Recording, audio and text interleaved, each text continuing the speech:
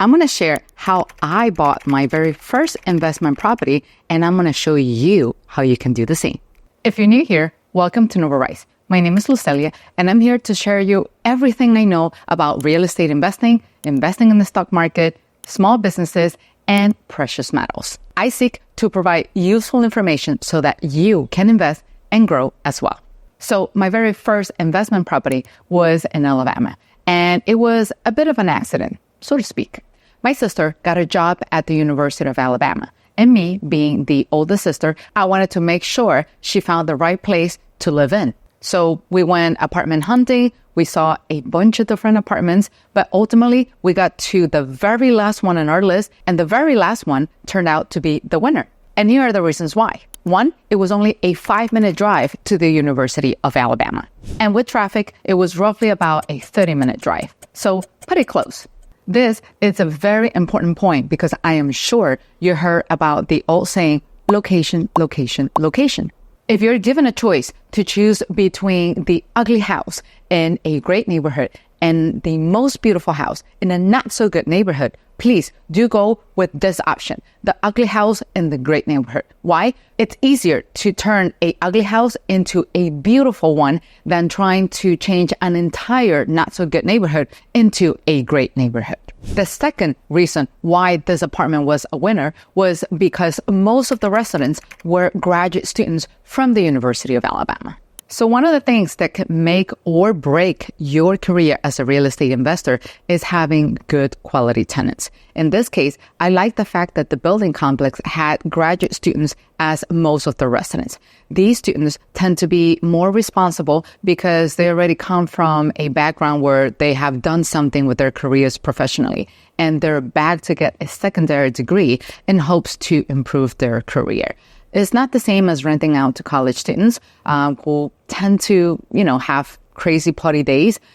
In this case, graduate students have hopefully gotten their crazy party days out of their system, and they're looking for something more stable. So that's what you want. You want a tenant that won't cause you any trouble and hopefully will take good care of your property. Number 3, the property manager lived on site. It's not the same to have a property manager that lives 2 hours away, and every time there's an issue, that person has to drive 2 hours away. This person lived already in the building complex. So in the event of an emergency, that person can just simply step out of his apartment and take care of any emergency that happens in your property. So if you happen to be creating a master plan for your investment journey, make sure you keep in mind those 3 factors that I just shared with you. And that is location, quality tenants, and property management on site. If you don't have them on site, it's not the end of the world. Just make sure they're somewhat nearby, no more than 1 hour away. Anything longer than an hour, you should consider that, because if something were to happen in your property, 2 hours can make a big difference in terms of damages. Now, back to the story of the apartment. The place was very well taken care of. It even came with a couch, which my sister still has today. It was so well taken care of that I even asked the agent, is this place for sale by any chance? And to my surprise, he replied, yes, it is. Asking price is $91,000. Keep in mind that this was almost 10 years ago, so prices were much lower back then. And I don't know what has gotten into me that I just simply reply, well, I can offer you $90,500 if you can find me a lender. In retrospect, I had no intentions of going through with the entire purchase process. It was more of like an impulse buy, so to speak. But now, thinking about it, I'm glad I did it. But honestly, I didn't think I was going to get the apartment. But it turns out that that real estate agent had a great power team at his disposal. He had great connections with lender, title agencies, and inspectors. You need lenders because you want to explore your opportunities when it comes to finances. You want to always shop around and make sure you get the best bang for your buck. Ideally, we would like to buy a property with the lowest interest as possible. In terms of title agency, those are the agencies who typically do the title search to make sure that there's not anything bad attached to the title of your property. And in some states, they can help you close the purchase process. And having an inspector, that's great because before you even think about buying a property, you should definitely do an inspection to make sure that everything is in order with that property. So the lessons learned here before you even consider investing in real estate is to make sure that your agent not only knows about the neighborhood, but that also has a great power team connected with him, because having that is going to make your journey a lot easier, especially if you're investing long distance like I did. My trip to Alabama only lasted a couple of days. So eventually I had to go back to New York City where my full-time job was. And the process was seamless. The entire closing process from beginning to end took roughly about 30 days, and everything was handled long distance. Everything was done via email, and any document submission was done through a secure portal that the lender had. And in case you're wondering what those documents are, well, here's a list for you to keep in mind. First, you need to fill up an online application with all of your information. Typically, this application is actually filled by the lender. All you have to do is to respond to some of the questions that the lender asks you via email or over the phone. Then you need to sign a form approving them and allowing them to pull your credit, because they need to verify that information through their own means.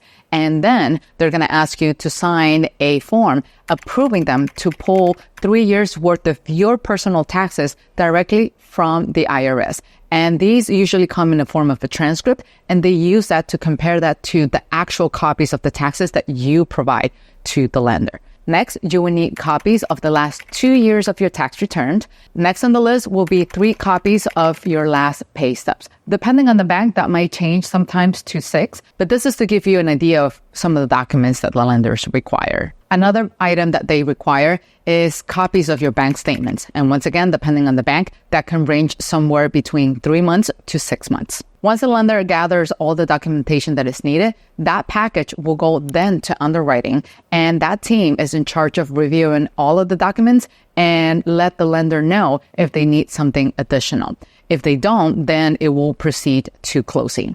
So the way I handle my closing was in person. In fact, the title agency offered me 2 ways to close on my property. One is to do everything long distance, and then I would just FedEx the signed documents back to them, or going all the way down there and personally sign those closing documents. In my case, I chose to do it in person because 1, it was my very first property, and 2, I still needed to help my sister move. So I figure might as well just go down there and sign everything on site.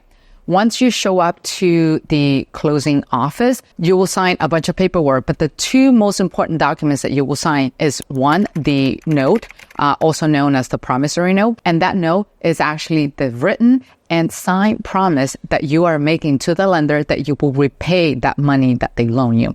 And second, you will sign the mortgage. The mortgage is just basically a legal document that states that you are okay with allowing the bank to use your piece of real estate as a collateral. In the event that you don't pay, then they can choose to take that collateral and liquidate that and generate cash to pay off the money that you failed to pay back.